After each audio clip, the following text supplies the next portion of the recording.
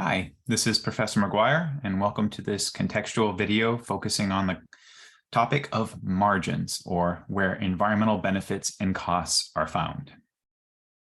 By way of introduction, marginal analysis is critical to understanding environmental policy. In other words, how government involvement, why government becomes involved in environmental issues. Understanding the difference between average and marginal analysis, it's difficult. We often make our personal decisions based on averages, overall experiences, we can say, so we often default to this information. We look at our life experiences, for example, and we say, every time or most of the time that I encounter something, I have this kind of interaction or I have this kind of response. Or most of the time that I do this thing that I've done for many years, I find that this most often happens. Doesn't always happen, but most often happens. Our life experience, or even the way that we're meant to think about things, ways in which we're sort of pre-programmed in many ways as part of our sort of evolutionary experience, almost a genetic predisposition to want to look at things and judge them quickly and judge them and sort of put them into one of two buckets, sort of a binary way of thinking, a good or a bad, or a yes or a no. And we want to attach these labels to these experiences. And many times this is based on our average experience. And when we talk about marginal analysis, we're talking about something very different from this. And we'll explain what that means. Such information as these averages, it provides an incomplete picture to most environmental problems today. And the reason being is because those problems are based on aggregations of things that create the environmental problem. We'll talk about what that means. But the good news is we can learn how to distinguish marginal versus average cost accounting.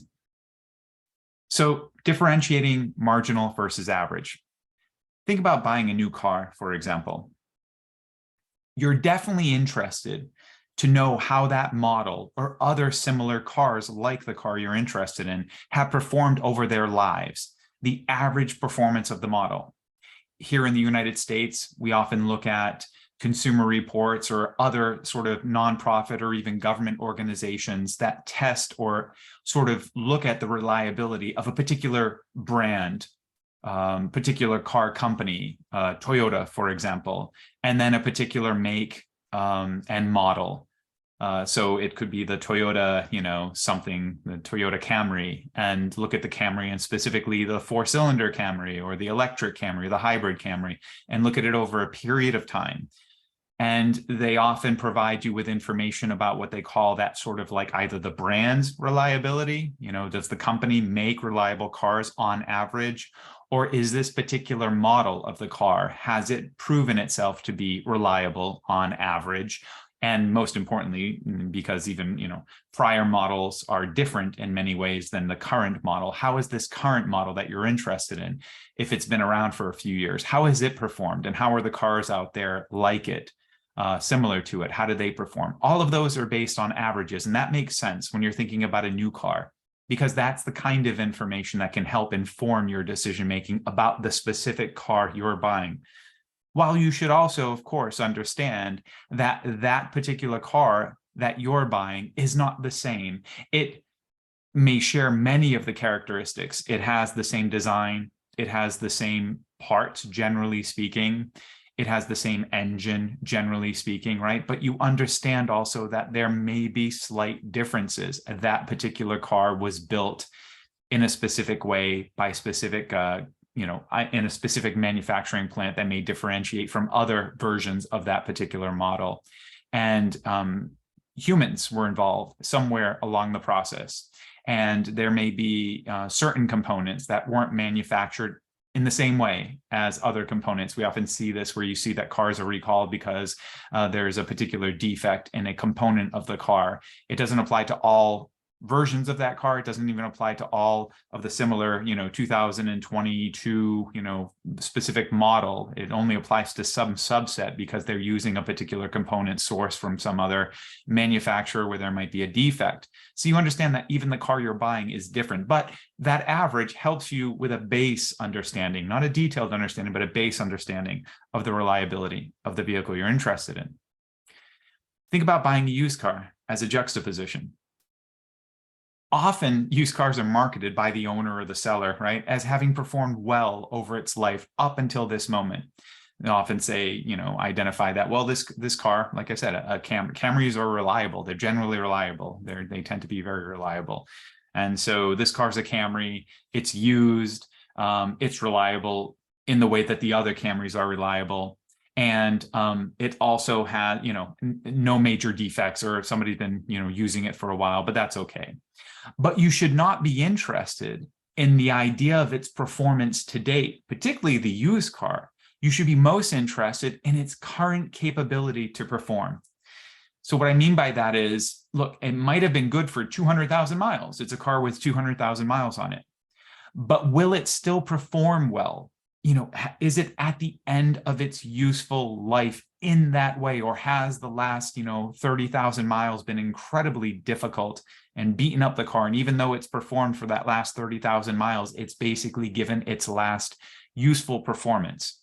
This is the question of marginal performance. It's not about what's happened in the past or what others have done or how the car has performed up until this point. It's about what is its value now? How is it going to perform now at this moment? So what's the performance over the next mile, the next 100 miles? That's what you should be most interested in. When the car is new, usually there are other things to ensure performance, to give you a sense. There's warranties and other things, but usually for used cars, there are no such promises. The car has by definition been used.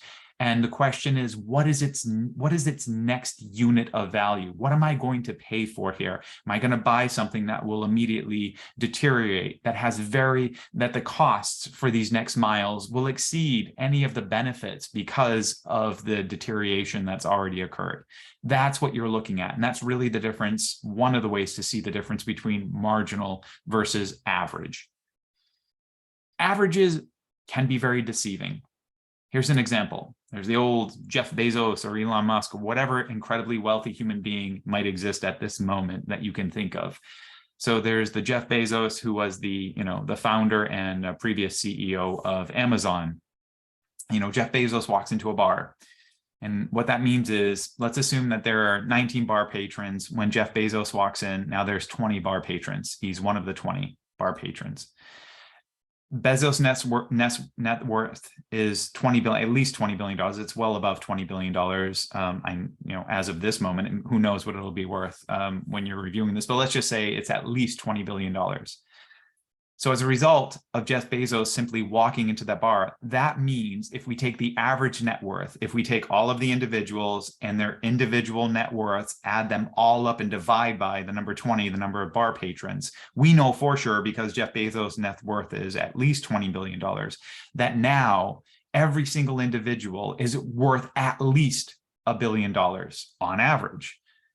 Now, of course, that's not very comforting, because we know that's simply not true. Just because Jeff Bezos has walked into the bar doesn't create net worth for those other individuals.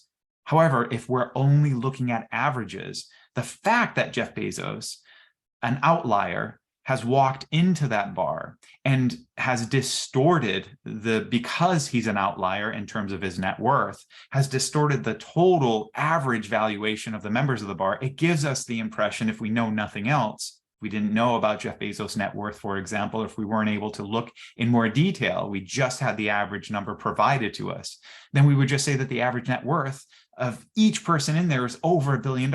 Everybody's at least a billionaire. And that's simply not the case. So they can be deceiving in that way. Averages can skew information. They can provide an unreal picture, a distorted picture of reality. They tell you something that is not really informative to what you're trying to figure out, what you're trying to understand. If you want to know what are the actual sort of, life difficulties of those 20 patrons in the bar, one person has very little as far as as far as money can go to reduce life difficulties. One person has very few life difficulties, but that has nothing to say. Jeff Bezos' net worth has nothing to say about the life difficulties of the other 19 patrons, who might all have all kinds of complications and difficulties in their lives. You'd have to get into a lot more nuance than just the average net worth in order to understand a real picture of, well-being, let's call it, right? Sort of economic well-being of the 20 patrons in the bar. If you just looked at the average, you would say everybody's great, everybody's doing fine, there's no need to do anything here. So averages in that way can be very deceiving. They can provide an unreal picture. They're often used, though, in policy. I say politics here because policy and politics are really different things. Hopefully in policy, at least at the conceptual level and at the applied research level, all of the limitations of averages are understood. But often we find that at least in the political output of policy, in many of the things that we end up doing, we often see averages find their way into actual operational policy decisions. And that's certainly here in the United States. And there's many different examples. I know one example that is somewhat obvious and disconcerting is often parole boards.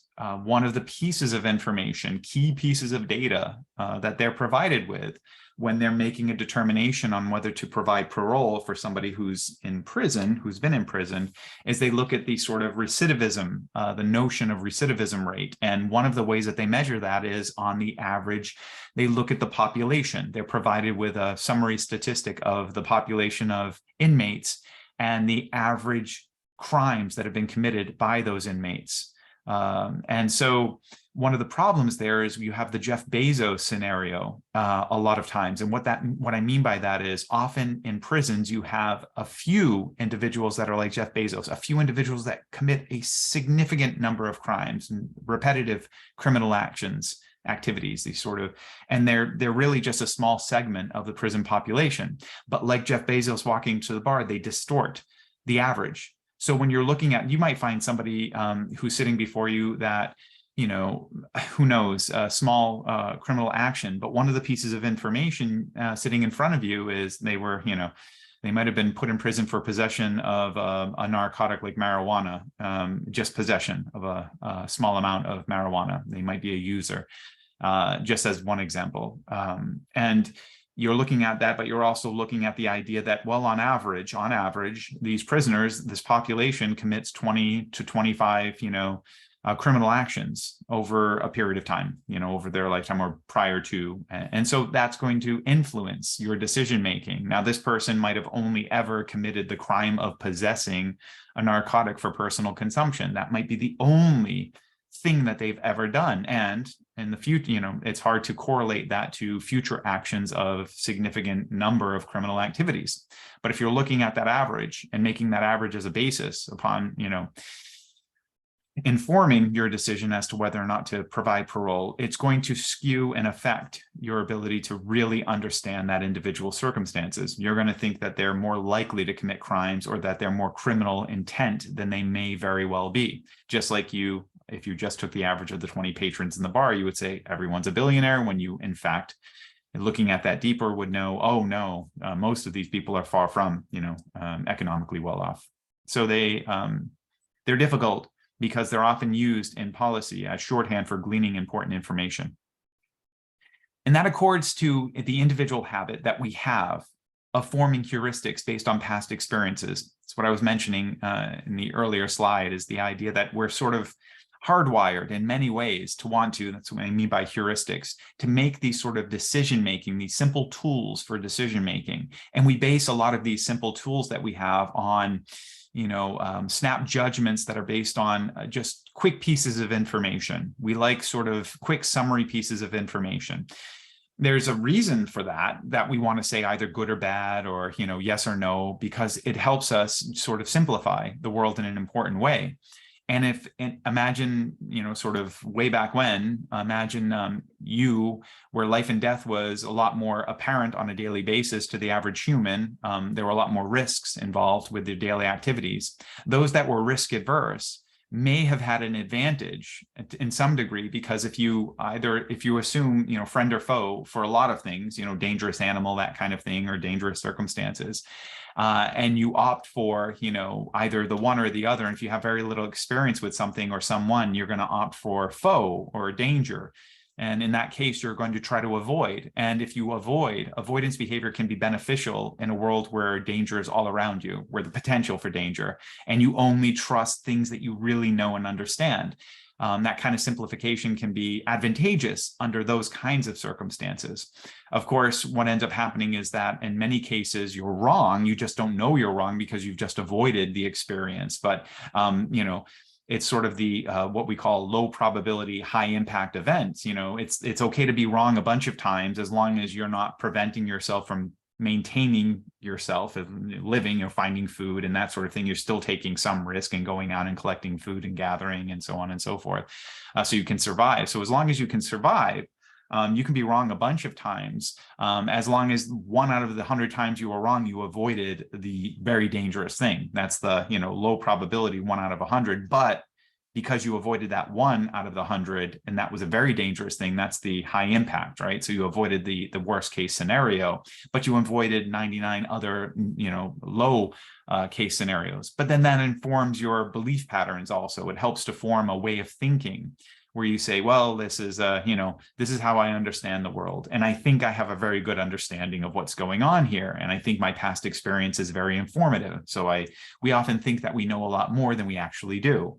And the information we use is often somewhat superficial and summary. And that's where averages come in, but they can be incredibly deceiving in this way.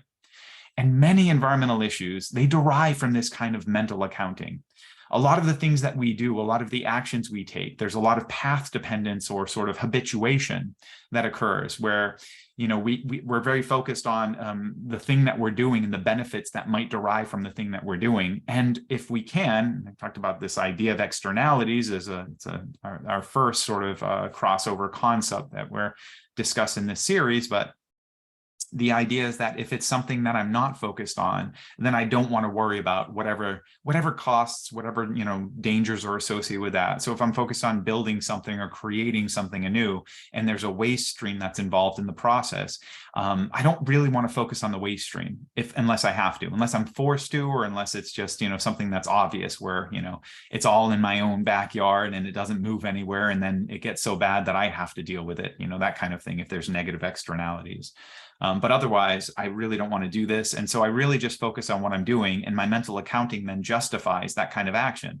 So if it's beneficial, if I end up creating something that's beneficial to me, then I want to maintain that. And then I just sort of couch the entire sort of experience in the notion that this is just a beneficial thing to do. It's okay to do this. It's okay to do it this way because I've done it and it's worked, and it's created this kind of path dependence. So this kind of accounting of living in a world of sort of averages, sort of skimming the surface in many ways, it creates a lot of the environmental issues, and it helps to reinforce those environmental problems.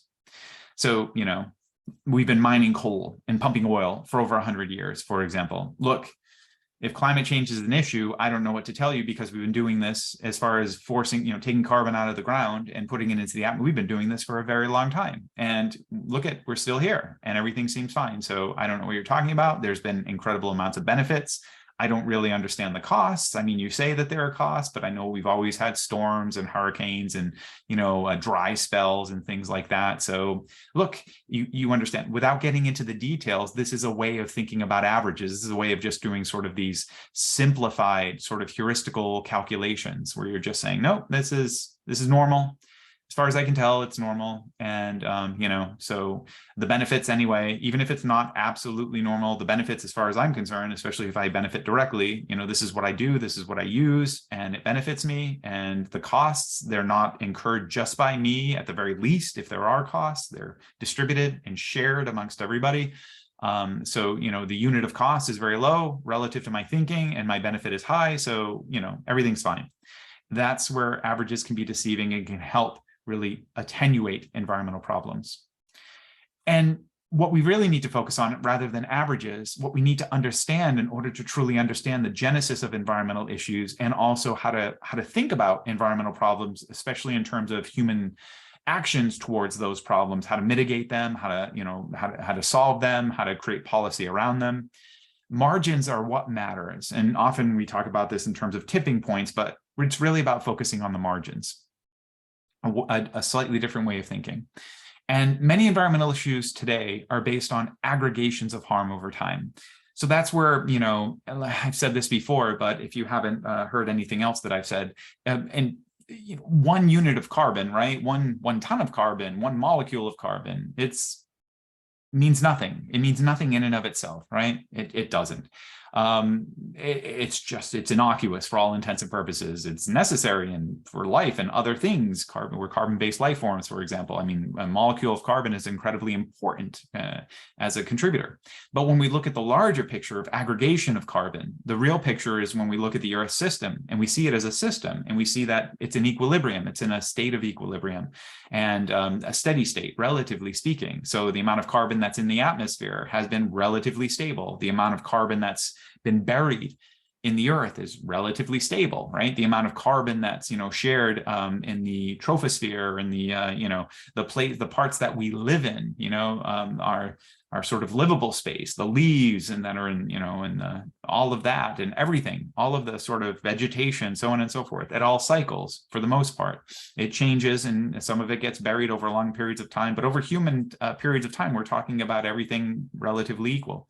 And when you start taking units of that carbon, molecules of that carbon out of the ground and add them to a different source like the atmosphere, it becomes problematic. One of the main reasons is because that extra carbon stays in the atmosphere. It doesn't displace. It would be wonderful if there were 100 units of carbon in the atmosphere, and if you put an extra unit, 101, it would then push out, another unit that was in the atmosphere to just maintain the 100 units in the atmosphere. It would push it somewhere else. I don't know, push it out to space, no longer, really carbon's heavy. So it would push it into the ground or somewhere else, and it would, take care of itself, go into the ocean. It would be uptake by the ocean as a big sponge, for example. But that doesn't happen. And then it stays, that extra carbon stays with all the other carbon in the atmosphere for human purposes, well over 100 years, for a long enough period of time that it's something that will cause effects. It was something that will cause a feedback that will have, negative effects for things that we're looking for. It'll make our environment less stable. And we really like stability. We like we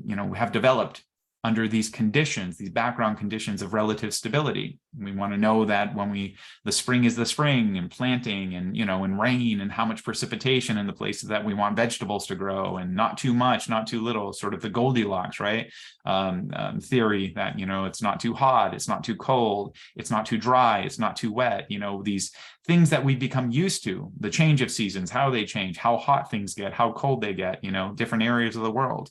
We're used to this, and we've developed societies and a lot of interdependence on these expectations, and they're based on averages, by the way. And so when we start moving towards marginal analysis, we realize, oh, geez, a unit of carbon, no big deal. But when you start aggregating carbon, it can create all of these other issues. It's the aggregation that creates the environmental issue over time. 1800s coal burning versus 2020s coal burning. The carbon cost is not the same. This is marginal analysis. So everybody would like to just say a unit of carbon is a unit of carbon, and the cost of that carbon is, even if we agreed upon a cost, it's equal, it's the same. It's not. So when we were first burning coal, when we discovered coal as a means of, as an input, think of Industrial Revolution, before that, peat and some other things. But if we just move to the 1800s and think of Industrial Revolution and start using coal as an input to create, steam or others, energy, fire, heating things up, creating steel, steelworks, etc. That was early carbon in an atmosphere where there was absorption and, there was the effects of that carbon, the sort of feedback, the cost wasn't nearly as high. Today, we're at a point where we have such saturation of carbon relative to historical, our sort of equilibrium state of historical human error, human time, historical averages in the atmosphere. Today, that unit of carbon is much more costly. So every new unit of carbon that we continue to add has additional costs, more and more costs. And that's one way of thinking about this from a marginal perspective. It's just, they're simply not the same. And one way to sort of internalize that from a basic human experience maybe is, look, if you like ice cream, right, then eating the first scoop of ice cream is very different than eating the 10th scoop in one sitting. So if you have one scoop of ice cream, it's wonderful, it's delicious, It's certainly, there's no maleffects. It's not a lot of calories. It's not a huge amount. But if you continually eat at that same sitting, you continually eat more and more and more scoops of ice cream, there's a point where you get saturated, where the benefits of that next, scoop or that next spoonful of ice cream are decreasing, right? As you eat more and more, you can see it. If you were to sort of graph this out, right, and think about it, you would see a line that would decrease in terms of utility or value, right? Your personal enjoyment would start decreasing over time, to the point where it would go to zero, where now the costs were almost infinite. It was like, I'm going to expel all of this ice cream if I have one more scoop. I'm incredibly full and I'm disgusted by it at this point. My love is gone at the moment. And that's the question. That's what we're looking at, is that at that moment, what's the value of that additional scoop, that additional taste of ice cream, right? And of course, as the costs go up, the benefits go down. You can see them in sort of like an inverse relationship. As you were seeing as you see the value benefits going down on that same sort of graph over time, you would see the costs going up to the point where the cost would be exorbitant. The value would be very low in the cost. And that's the marginal sort of utility, or the marginal value. And that's why it's so important to think about margins, because just like with the ice cream, those units of carbon aren't the same in terms of their value. The benefit of each scoop is different when cost aggregates, right? So you think that's not just if we just looked at a scoop or a spoonful of ice cream without eating any ice cream, you would say, wow, the value of that ice cream, I love ice cream, that yummy, it's really good. And you even know that this is variant, that the value of it depends on many circumstances. If you haven't eaten in a while, if you haven't had ice cream in a while, if you're really hungry versus if you're full, if you've eaten other food and you're really full, the ice cream might have less value. You understand this implicitly, that its value varies with other factors, but it varies, and even each unit of it varies depending on circumstances. And that's what we're talking about here when we talk about marginal analysis, as opposed to sort of averages.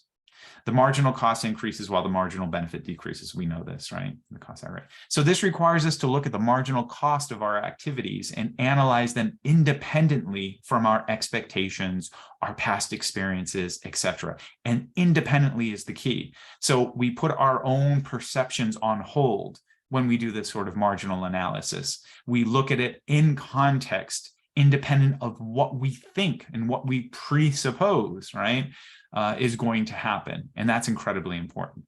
And this point is fundamental because it's often missed when we're thinking about environmental policy making, or even just environmental problems.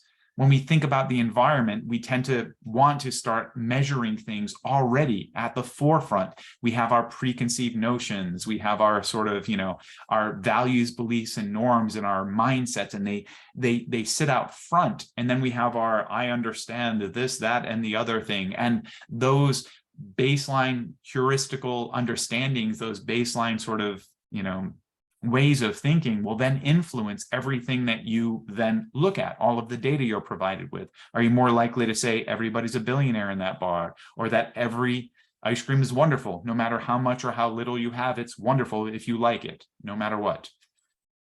So it's really important to understand this point. In terms of a way of thinking about this apply to something like a system like the Earth system, this is a diagram that I've put up before. It's in a number of our units for the specific, if you want to look at the subject matter content, environmental law, for example, and so on and so forth, ocean policy and law. This comes up everywhere.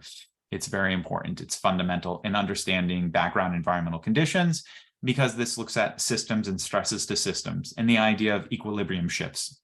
So that's what this is meant to represent. For those of you that haven't seen this before, you have a state of a system here and you have time. And what you're saying is that the system is at equilibrium. Think of the Earth, for example, as I mentioned before, it's at equilibrium. And then you have some stress to that system. Now, the stress can either continue or, and continue so far that it goes past what's called a system threshold. And if it continues past the system threshold, it's entirely possible that you can have a system change and recovery after threshold. The system change means that you've established a new equilibrium, a whole new way for that system, a new foundation, a new equilibrium state. And it's different from what used to exist before. Before you get to that system threshold, there's entirely the possibility for a system recovery. The system recovery can be as a result of no longer adding stress to the system, or the system capable of responding to that stress in a way that it normally hasn't responded, but then mitigates the effect of that stress, that the system has a natural sort of internal way of responding to the stress that it's experiencing. And that response happens before the system threshold, however it occurs, and you have a recovered initial equilibrium state. That's what this is meant to show. So understanding that, when we talk about marginal costs, we can say that, look, if we add a unit, and we can use carbon, sure, climate change, why not, right? And we can say, look, here's the universe, here's the Earth system as we understand it today. And if we continue to add carbon, that it's entirely possible that we can pass a system threshold and that we will reach a new equilibrium state. This is what all of the evidence and all of the information suggests. We're not seeing much of this. We think we've exhausted many of the natural system capacities, the ocean to absorb more carbon, for example, to mitigate the amount of carbon in the atmosphere, other factors that this is not happening in a way that's mitigating the effect of the continued increases in carbon. But we can look at carbon on a marginal basis, and we can say early 1800s, for example, early additions of carbon at this point, right, at here, it's not that bad, that carbon has a value, but it's not really necessarily affecting. As we continue to add carbon, we're moving further down that system change before threshold, right? Moving further down the system change, affecting system change. As we add more carbon, on the marginal basis, that carbon is now having a fundamentally different effect. This carbon here, the yellow, is fundamentally different in its effect than the initial carbon, the earlier carbon, right? It's just fundamentally different. Now we're moving into system threshold. Let's say if we continue on the margins, that carbon has a very different effect. It has this aggregate effect, and that's really important to understand. This is what happens in most environmental issues, until maybe we get to the point where we've added so much of that carbon that we now have, a system change. And that carbon is extremely expensive relative to the desire of keeping the initial equilibrium. This carbon is incredibly costly, these marginal units of carbon in relationship to the earlier. And that's just fundamental to understand, because it affects everything we think about. Think about policy in this way, if we don't think about margins. Look, we've been doing carbon additions for a very long time. We've seen some effects, and we've been able to handle them, whether it's just dealing with the cost, whether it's, certain responses, we'll be able to mitigate the effects, right?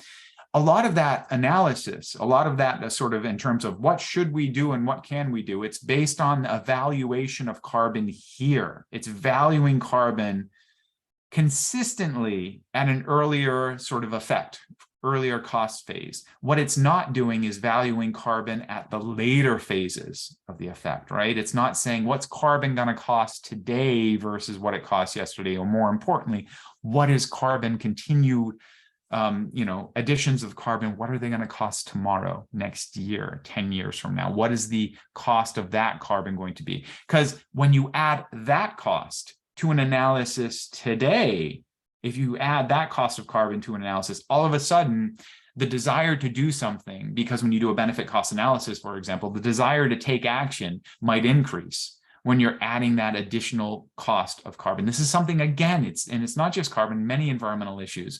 We really are reactive in our policies because we don't do a marginal analysis. We don't think about that cost later down the road, what that cost is today. We don't forecast it well. And we don't realize that it's going to change because we do average thinking, not marginal thinking in that way. As far as final thoughts on margins, marginal analysis is key to understanding most large-scale environmental problems today.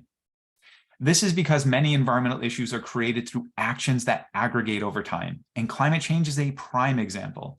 The actions that aggregate over time, it's the situation, I explain it a little bit in some of the other content when we get into some examples. All it is that the ability, we used to talk about this historically, we used to say that pollution is related to dilution, the ability of the environment to dilute the effects of the pollution. So you might have units of bad stuff, and you might put it into the water, or you might put it into the air. but the bad stuff is mitigated because it just dissipates in the air, dissipates in the water. So that's okay, as long as the rate of pollution discharge doesn't exceed the rate of the environment to dilute the effects of the pollutant, then everything's fine. Now, the notion of dilution is this idea that there's just, it goes away. Whatever the negative effect is, whatever the environmental bad is, it simply goes away. When we say aggregation, we're talking about the opposite of just going away. It doesn't go away, at least in terms of human timeframes, the kind of timeframes that we need to look at. These things they persist.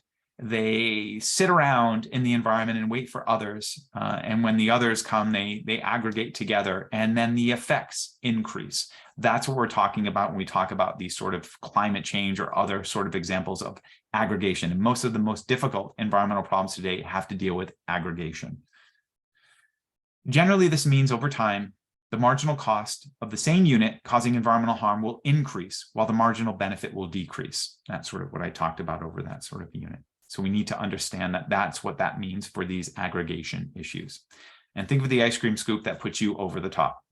If you stop eating ice cream and you don't eat anything for 2 days, or you don't have ice cream for a week and you haven't overeaten in any particular day, now that next spoon of ice cream, this is the dilution example, that next spoon of ice cream is fine because it's now your first, right? You'll think of it as your first in a week, your first that day, and there's no problem. And your enjoyment might be just about as high as it possibly can be. So, you think of the time variant, right, of that next scoop, for example. Now imagine a situation where your body could never, ever deal with, digest ice cream. It just sat there. So, you ate ice cream and the units of it just sat in your stomach, and the effects of it were just sitting there, and the effects of the taste of it, all of it, so you never were removed from that, oh, geez, I'm full. And it didn't matter how much time passed. There was no dilution of the ice cream in your body. These are the major environmental issues today, where that ice cream doesn't dilute, so that every new unit of that additional ice cream is going to just add so much more misery relative to any perceived benefits that it did back then. In order to understand marginal costs and benefits and environmental issues well, we must understand how to value all aspects of environmental goods. So if we understand externalities, another video, if we understand margins and marginal valuation, it's incredibly important tools. But in order for them to really bring themselves to life, we have to understand marginal valuation of what? Like, how are we valuing things? Are we valuing things from a simple perspective? Are we covering all aspects of what we can call valuation? That includes benefits and costs. Or are we just looking at segments and discarding the things? Are we the person who's manufacturing the thing and focused on manufacturing the new thing, has a waste stream, and just simply disregards any either cost or value or accounting of the waste stream? They only focus on the thing that they're making. Is that what we do? Or do we have to include those additional things, including the waste stream, for example, if we're going to look at a total valuation, a total benefit cost analysis that looks at marginal analysis and understands the problem of externalities? That's really what we're talking about here. So that's it. Now we have an understanding, hopefully a better understanding of the importance of margins and why environmental problems are really focused at the margins. Thank you.